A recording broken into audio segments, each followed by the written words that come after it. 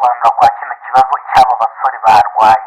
Mbega ibi by'uno mugore byo twaba tubigarukaho nyuma kubera ko nta byatanje birimo, ariko uyu musore wapfiriye muri bino bitaro, uyu musore bacukuraga amabuye y'agaciro mu buryo butemewe n'amategeko. Njyewe ibintu ntabwo nari mbizi hano, ni ukuvuga ngo iyo nari mbizi izi ngengera aba barembetse, njyewe ntabwo rwose mu kagari ka nyina akaba yarabatanze bakabafunga pe. Ariko uyu musore yaje guhungira mu gihugu cy'abaturanyi cy'abarundi. Muri rusange uyu musore muri rusange ngiye kuguhereza amakuru meza bwana nyakubahwa wa munyamakuru we. Ni ukuvuga ngo uyu musore ari kugarurwa mu Rwanda kugira ngo akurikiranweho ibyaha ashinjwa kuba yacukuraga amabuye y'agaciro mu buryo butemewe n'amategeko, kuba yakubise mugenzi we igitiyo akamumena umutwe bikarangira ahashize ubuzima.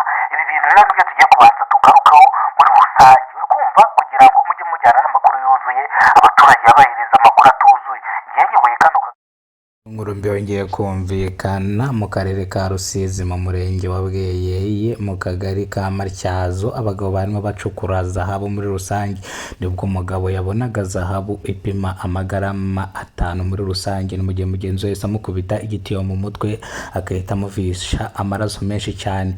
Ni mu gihe uno mugabo yahise acikira mu gihugu cy'abaturanyi cy'u Burundi. Yahise yirukira mu gihugu cy'abaturanyi cy'u Burundi muri rusange, yahise ahungira i Burundi, yambukiye ahantu hitwa Imabayi ahita ajya mu Ruhororo muri rusange. Ni mu gihe ubugenzacyaha bwo bwatangiye gukora iperereza ku musore wambutse igihugu muri rusange asize akomerekeje mugenzi we bakoranaga mu kazi gasanzwe ko gucukura amabuye y'agaciro bitemewe n'amategeko. Ni mu gihe uyu nguyu yahise ajyanwa mu bitaro bya Matyazo kugira ngo abashe kwitabwaho neza muri rusange. Abaturage bari baraho ngo bavugaga ngo n'ubundi hano basanzwe bacukura amabuye y'agaciro mu buryo butemewe n'amategeko, mu buryo bwa forode. Bakoze ikintu cyitwa indaki cyangwa imvumo, bacukuramo bakazana ubutaka bakabuyungururira hafi y'inkombe z'amazi babwikoreye ku mutwe. Ni mu gihe mugenzi we yabonaga zahabu muri rusange ipima amagarama 5. Mugenzi we akimara kubibona amukubita igitiyo mu mutwe ahita ajyanwa mu bitaro gukurikiranwaho.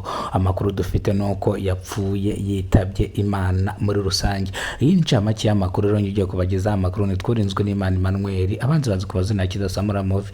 Ndavuze ngo kora subscribe kugira ngo dukomeze ino nkuru yacu. Uno munsi turi tariki 15 z'ukwezi kwa 7 umwaka 2026 mu murenge wa Bweyeye mu kagari ka Matyazo niho habereye ano mahano. Ni mu gihe umusore w'imyaka 35 yari kumwe na mugenzi w'imyaka 28 y'amavuko.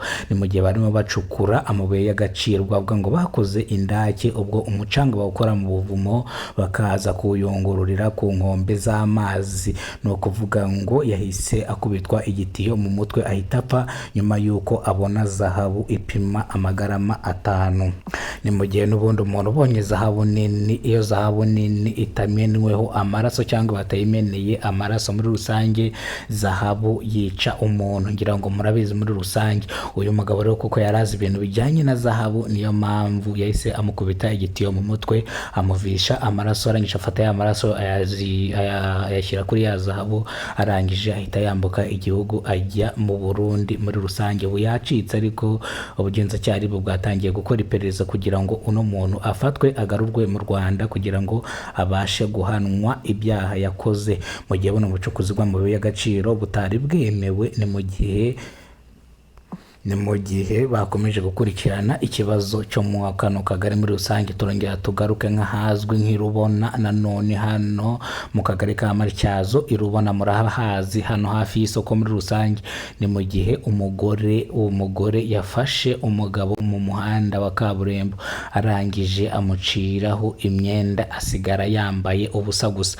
Ariko abaturage bakomeje kuvuga ngo uyu mugore ni umusazi kuba yaciriyeho uno mugabo imyenda, ntago bibatunguye. Ni mu gihe uno mugabo yaciriyeho imyenda bari basanzwe babana ari umugore n'umugabo, ariko yamuciriyeho imyenda mu muhanda. Bivuga ko uno mugore ntago yuzuye mu mutwe muri rusange. Ibyo akora bikoreshwa n'ubusazi kuko bamuroze kwanga umugabo we. Niko umugabo we kumuta aragenda. Bari bahuriye hano muri santere ya Bweyeye muri rusange, bari bahahuriye. Uwo mugore arangije amuciraho imyenda, umugabo yanga kurwana nawe. Ni mu gihe umugore yafataga amabuye abantu benshi bashungamirije atangira kuyabateramo atangiye kuyabateramo abaturage barirukanka cyane, nibwo imodoka y'irondo yaje igapakira uno mugore akajyanwa ku kagari. ubu ngubu afungiye ku kagari.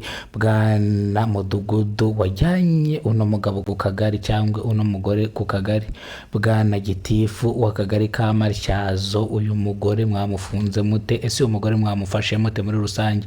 dusobanurire bwana. abanza gusobanura kwa kino kibazo cy'aba basore barwaye. mbega ibi by'uno mugore byo twaba tubigarukaho nyuma kubera ko nta byatanje birimo, ariko uyu musore wapfiriye muri bino bitaro, uyu musore bacukuraga amabuye y'agaciro mu buryo butemewe n'amategeko. njye ibi bintu ntabwo nari mbizi hano, ni ukuvuga ngo iyo banari mbizi izi ngegera aba barembetse, njye ntabwo rwose mu kagari ka nyina akaba yarabatanze bakabafunga pe. ariko uyu musore yaje guhungira mu gihugu cy'abaturanyi cy'abarundi.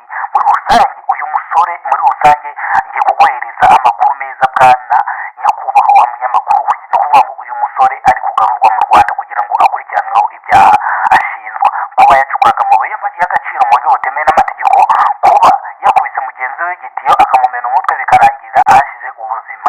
ibi bintu rero nibyo tugiye kubanza tugarukaho muri rusange, uri kumva, kugira ngo mujye mujyana n'amakuru yuzuye abaturage babahereza amakuru